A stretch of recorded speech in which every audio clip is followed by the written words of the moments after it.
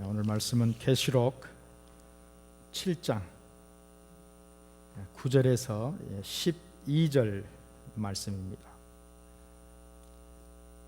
7장 계시록 9절에서 12절 말씀, 우리 한 절씩 같이 교독하도록 하겠습니다. 이 일 후에 내가 보니 각 나라와 족속과 백성과 방언에서 아무라도 능히 셀 수 없는 큰 무리가 흰옷을 입고 손에 종려가지를 들고 보좌 앞과 어린 양 앞에 서서 큰 소리로 외쳐 가로되 구원하심이 보좌에 앉으신 우리 하나님과 어린 양에게 있도다 하니, 모든 천사가 보좌와 장로들과 네 생물의 주위에 섰다가 보좌 앞에 엎드려 얼굴을 대고 하나님께 경배하여 가로되 아멘. 찬송과 영광과 지혜와 감사와 존귀와 능력과 힘이 우리 하나님께 세세토록 있을지어다. 아멘 하더라.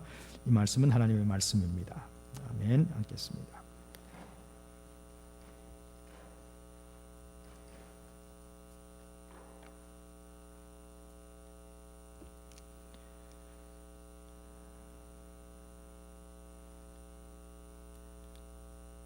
하나님, 교회가 이제 하나님의 음성을 듣는 시간 되기를 원합니다. 성령께서 오늘 저들의 마음을 하나님이 어루만져 주시고 들을 길을 허락하여 주시고 저들의 영안을 밝혀 주시사 오늘 이 시대에 이 땅에 있는 하나님의 백성들이 하나님의 교회로 부르심을 입어서 이 땅에 사는 날 동안 하나님, 또 교회가 해야 될 마땅한 사명을 다시 한번 깨닫는 복된 시간 되도록 성령께서 이 시간 운행하시고 전하는 자나 듣는 자가 성령의 인도한 바 되는 복된 시간 되도록 주님 그렇게 인도하여 주시고, 오늘 말씀 속에서 나를 향한 하나님의 음성을 듣고 하나님, 나를 주님 앞에 부복하게 하시고 하나님이 말씀하시는 것에 순종하며 결단하고 나아갈 수 있도록 그런 귀한 은혜가 오늘 이 시간 말씀 가운데 선포되도록 성령님 이렇게 은혜 내려 주옵소서. 주의 손에 의탁합니다. 예수님의 이름으로 기도합니다. 아멘. 선교사들이 성경에 가장 선호하는, 좋아하는 성경 구절을 찾으라 그러면 아마 많은 분들이 오늘 계시록 7장 9절에서 12절의 말씀을 찾게 될 것입니다. 왜냐하면 계시록 9장 7장 9절에서 12절의 말씀은 모든 교회와 선교사들의 꿈이 실현되는 아름다운 장면을 큰 그림으로 우리에게 보여주고 있기 때문에 그렇습니다. 모슬렘 지역, 또 불교권, 힌두교권, 무신론, 또 다종교, 정령숭배, 이런 사역지들에서 복음을 전하는 사역자들이, 또 교회들이 눈앞에 보이는 많은 열매들을 보지 못하기 때문에 때로 힘들어하고 어려워할 때가 참 많습니다. 어떤 분들은 십수년 동안을 모슬렘 나라에서 일을 하지만 한 사람도 회심시킬 수 없는 어려운 상황 가운데 있는 분들도 많습니다. 그럴 때에 오늘 이 계시록 7장에 있는 말씀은 그들에게 참 소망이 무엇인가를 알게 해주는 그런 귀한 말씀이기 때문에 그렇습니다. 용기를 잃지 않도록, 희망을 갖도록 그렇게 주시는 말씀이죠. 자, 7장 9절을 여러분 보십시오. 9절 10절 아까 우리가 봉독했는데요. 이 일 후에 내가 보니 각 나라와 족속과 백성과 방언에서 아무라도 셀 수 없는, 능히 셀 수 없는 큰 무리가 흰 옷을 입고 손에 종려가지를 들고 보좌 앞과 어린 양 앞에 서서 10절 큰 소리로 외쳐 가로되 구원하심이 보좌에 앉으신 우리 하나님과 어린 양에게 있도다 하니, 거기 보니까 각 나라와 족속과 백성과 방언에서 아무라도 능히 셀 수 없는 큰 무리가 흰 옷을 입었다 하는 말은 예수 그리스도의 보혈로 씻음받은 의의 백성이 되었다. 종려가지를 들었다 하는 말은 호산나 왕으로 오시는 예수님을 예배하고 맞이하는 하나님의 백성들의 환호성이죠. 승리의 축복의 찬양입니다. 큰 찬양의 노래입니다. 이 그림을 보게 하신 것이죠. 그 사람들이 뭐 합니까? 10절에 보니까 큰 소리로 외쳐 가로되 구원하심이 보좌에 앉으신 하나님과 어린 양께 있도다. worship, 하나님을 예배하는 것입니다. 자, 이 계시록 7장은 창세기 12장에서 아브라함에게 약속하셨던 그 언약의 성취입니다. 창세기 12장 1절에서 3절에 보면 여호와께서 아브라함에게 이르시되 너는 너의 본토 친척 아비집을 떠나 내가 너에게 지시할 땅으로 가라. 내가 너로 큰 민족을 이루고 너에게 복을 주어 너의 이름을 창대케 하리니 너는 복의 근원이 될지라. 3절 너를 축복하는 자에게는 내가 복을 내리고 너를 저주하는 자에게는 내가 저주하리니 그 다음에 땅의 모든 족속이 너를 인하여 복을 얻을 것이니라 하고 복의 근원이 될 것을 아브라함에게 약속했습니다. 땅의 모든 민족들이 너로 인하여 복을 받게 될 것이다. 아브라함의 후손 가운데 메시아가 오셔서 구원의 길을 열어놓고 다 이루었다 말씀하신 뒤에 예수님께서 당신을 따르는 제자들을 향해서 보내십니다. 사도로 미션을 보내는 것이죠. 그 말씀이 여러분이 잘 아는 마태복음 28장 18절에서 20절 말씀입니다. 예수께서 나와 일러 가라사대 하늘과 땅의 모든 권세를 너에게 주었으니 그러므로 너희는 가서 모든 족속으로 제자를 삼아 아버지와 아들과 성령의 이름으로 세례를 주고 내가 너에게 분부한 모든 것을 가르쳐 지키게 하라. 볼지어다 내가 세상 끝날까지 너희와 항상 함께 있으리라 하시니라고. 모든 족속으로 나가도록, 그리고 아버지와 아들과 성령의 이름으로 세례를 주고 분부한 모든 말씀을 가르쳐 지키게 하도록, 그렇게 예수님께서 제자들에게 명령하셨지요. 마가복음 16장 15절에서 16절에 보면 또 가라사대 너희는 온 천하에 다니며 만민에게 복음을 전파하라. 믿고 세례를 받는 사람은 구원을 얻을 것이요 믿지 않는 사람은 정죄를 받으리라. 여기 온 천하 만민이라고 이렇게 나와 있습니다. 또 마태복음 24장 14절에 보면 이 천국 복음이 모든 민족에게 증거되기 위하여 온 세상에 전파되리니 그제야 끝이 오리라. 이게 주님의 지상 명령에 대한 말씀들입니다. 공관복음에 있는 말씀들입니다. 한결같이 이 세상 모든 민족들 향해서, 온 세상을 향해서 나가서 복음을 증거하도록 그렇게 말씀하고 있습니다. 근데 놀라운 것은 이 천국 복음이 모든 나라 모든 민족에게 다 증거될 것이라고 약속하신 하나님의, 예수님의 약속입니다. 그 후에야 예수님께서 오시겠다. The end will come. 이게 끝이 온다 하는 말은 예수님께서 재림을 의미하는 것이죠. 예수님 재림 전에 이 천국 복음이 모든 나라 모든 민족들에게 다 테스티모니로, 간증으로 증거될 것이다. 이게 예수님 오시기 전에 이루어져야 될 하나의 징조입니다.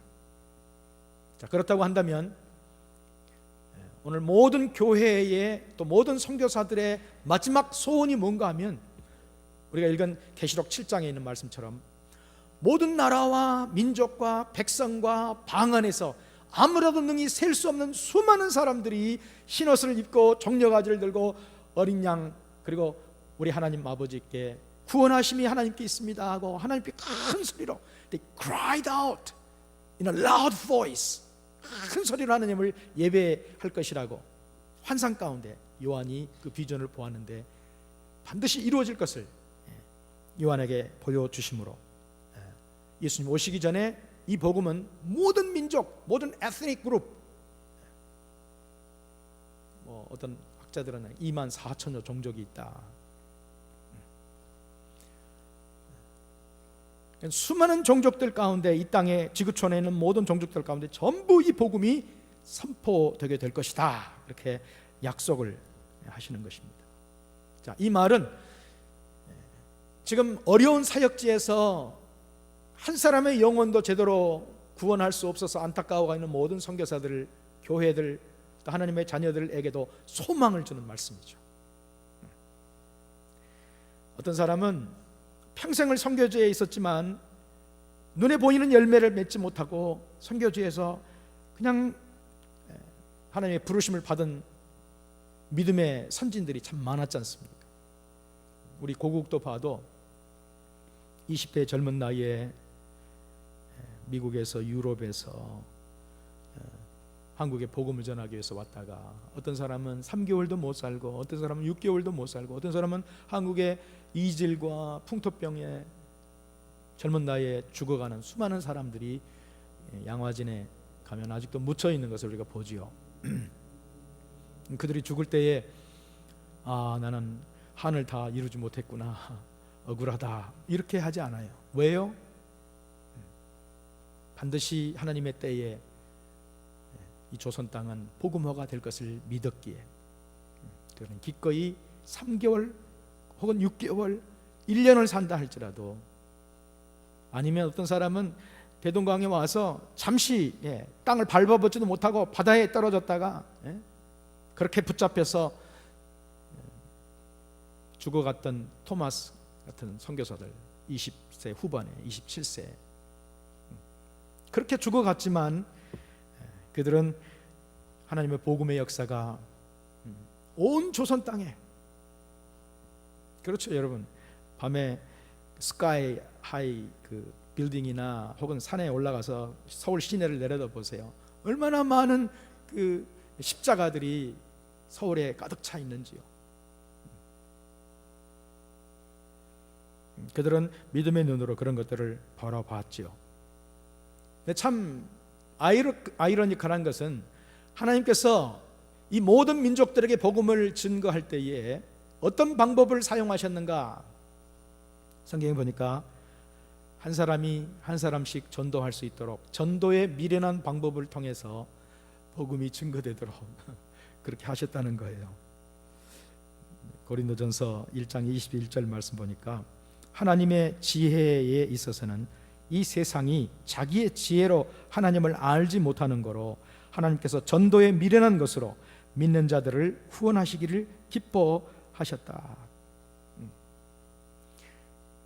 전도자들에게 전도의 미련한 방법을 통해서 복음을 증거하도록 그렇게 방법을 말씀하셨고, 또 하나의 방법은 고난을 통해서, 역경을 통해서 복음이 증거되도록 하셨다 하는 것입니다. 예수님께서 십자가를 지심으로 복음의 시초가 되게 하신 것이죠.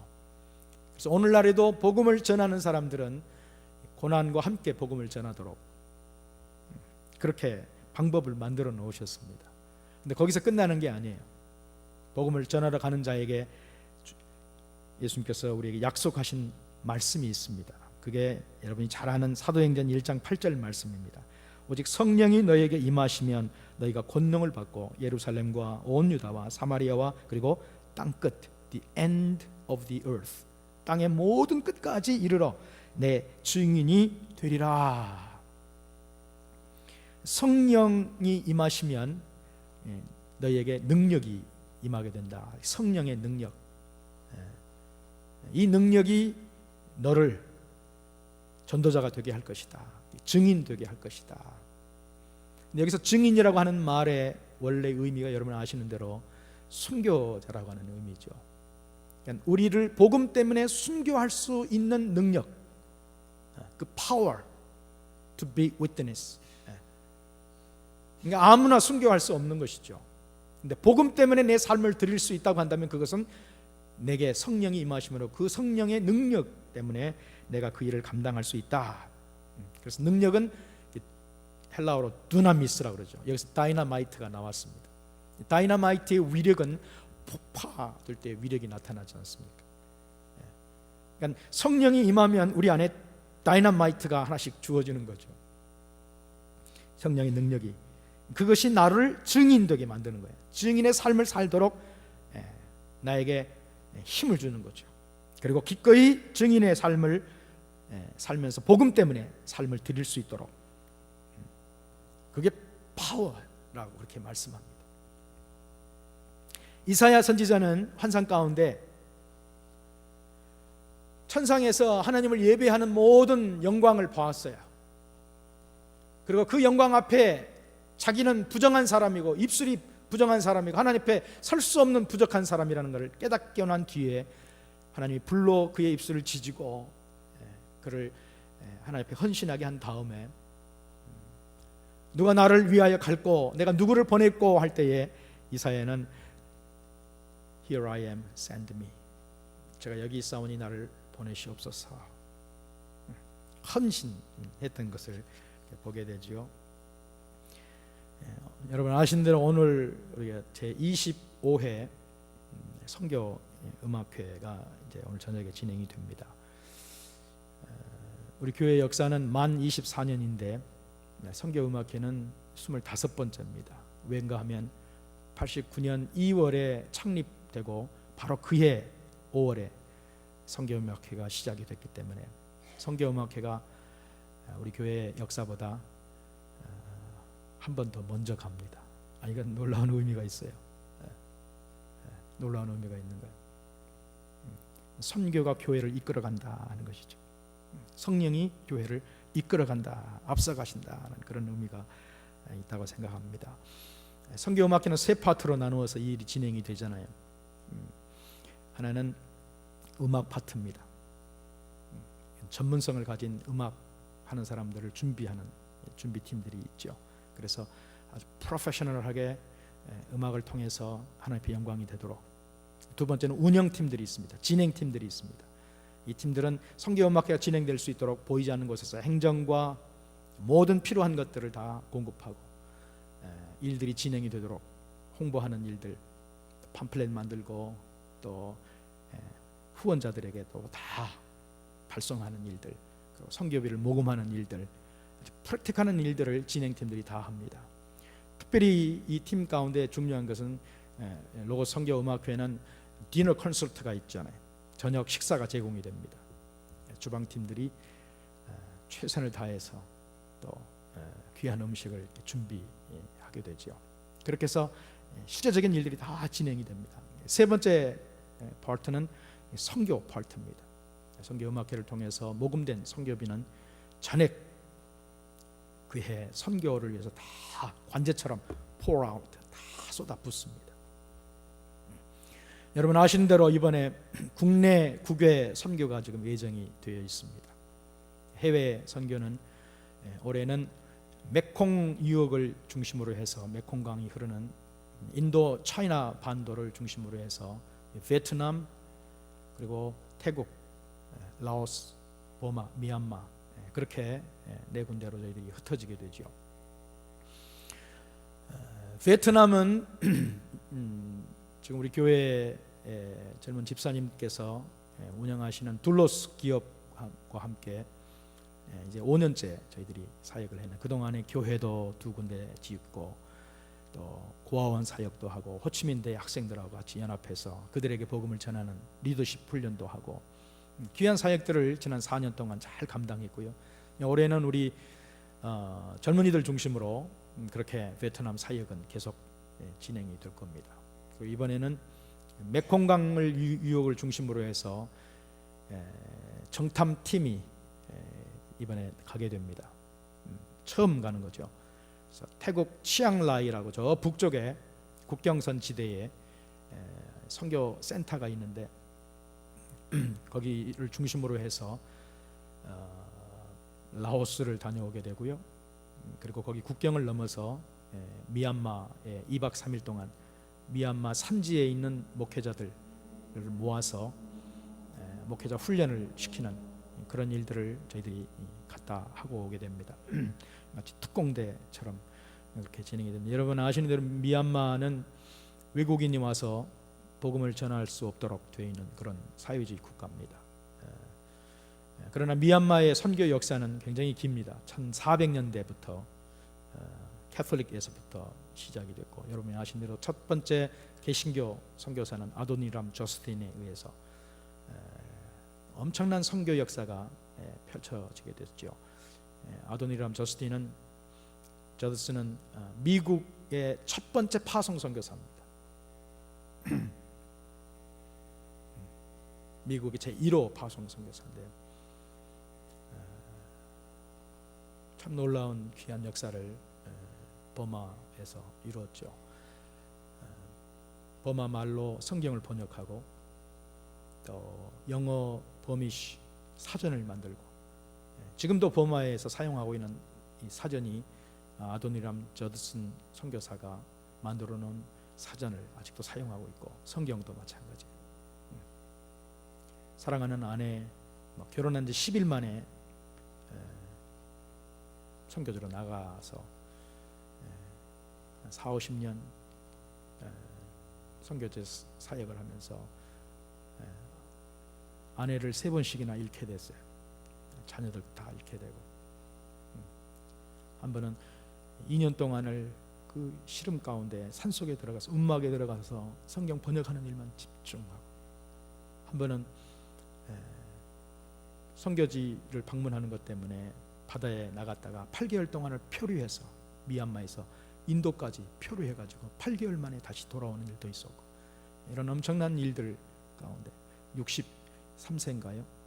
하나님 부름을 받을 때까지, 그것도 배에서 죽게 되죠. 바다에 수장하게 되는 그런 일들을, 이런 분들의 사역들이 있었던 그 땅이에요. 저는 98년도에 미얀마를 방문했었는데 아마 이따가 영상 사진이 나올지 모르겠습니다. 여러분 좀 보시면 좋겠고요.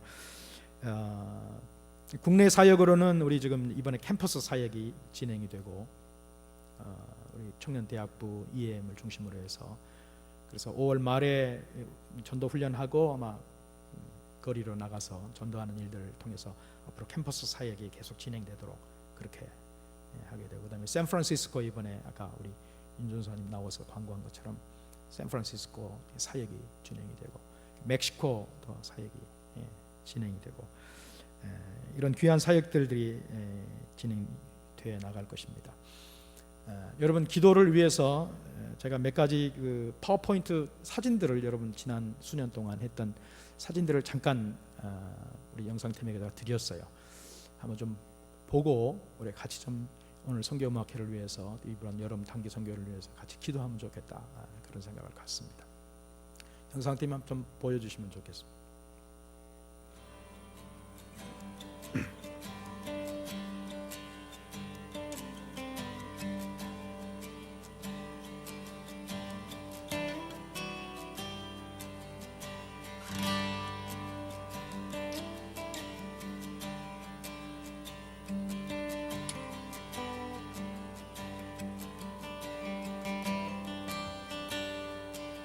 세상 모든 민족이 베트남 사역인가요? 쉬지 않으시는 하나님, 주의 심장 가지고 우리 이제 일어나 주 따르게 하소서. 세상 모든 육체가 주의 영광 보도록 우릴 부르시는 하나님, 주의 손과 발 되어 세상을 치유하며 주 섬기게 하소서.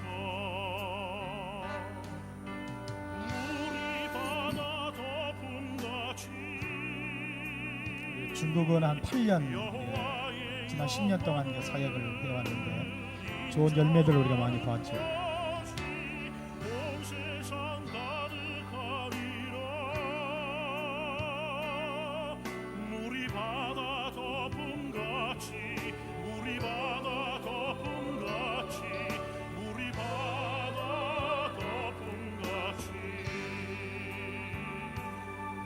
세상 모든 민족이 구원을 얻기까지 잠깐 거기 좀 멈춰볼래요? 저 사진이 98년도에 제가 그 양곤에 그 선교선을 타고 들어갔을 때에 거기서 사역하던 한국 선교사님 이름이 할렐루야입니다. 그래서 제가 안 잊어버립니다. 그분 이름이 할렐루야 선교사인데 현지인들 가운데 예수님을 영접한 분이 한 분이 계신다고, 목사님 이분을 좀 세례를 좀 줄 수 있겠습니까? 그래서 어디서 세례를 주는데, 그랬더니 시내 한 복판에 나가면 연못이 있답니다. 거기 사람들 다 지나다니는데 거기서 세례 줘도 괜찮아요? 그랬더니 목사님 괜찮습니다. 나 붙잡혀 가면 당신이 책임질 건가? 괜찮아요. 그래서 시내 차 타고 가가지고 한 시내 한 복판에 있는 연못 안에 그 분수처럼 생긴 데 이렇게 들어갔어요. 셋이. 그래서 여기 지금 미얀마 버마 사람 옆분이 한 분이 이렇게 저를 도와주고, 쪽 오른쪽 여러분 보시는 쪽에 날씬하게 생긴, 저 때만 해도 굉장히 날씬했습니다. 세례 주는 장면이에요. 그래서 저 사진이 지금 제가 마침 한 장 가지고 있어서 이번에 미얀마로 우리 가야 되기 때문에 저거 보면서 기도해야 되겠다, 그런 생각을 가졌습니다. 지금 마지막 사진이죠? 고맙습니다. 잠깐 기도하면 좋겠어요. 이 시간 여러분 우리가 같이 이 시간 통성으로 한번 같이 기도할 텐데, 특별히 오늘 저녁에 있는 성교음악회를 위해서 여러분 같이 한 마음으로 마음을 모두어서 좀 기도하면 좋겠습니다. 퍼포먼스로 끝나는 게 아니고 하나님 앞에 영광이 되게 해 주옵소서, 예배가 되게 해 주옵소서.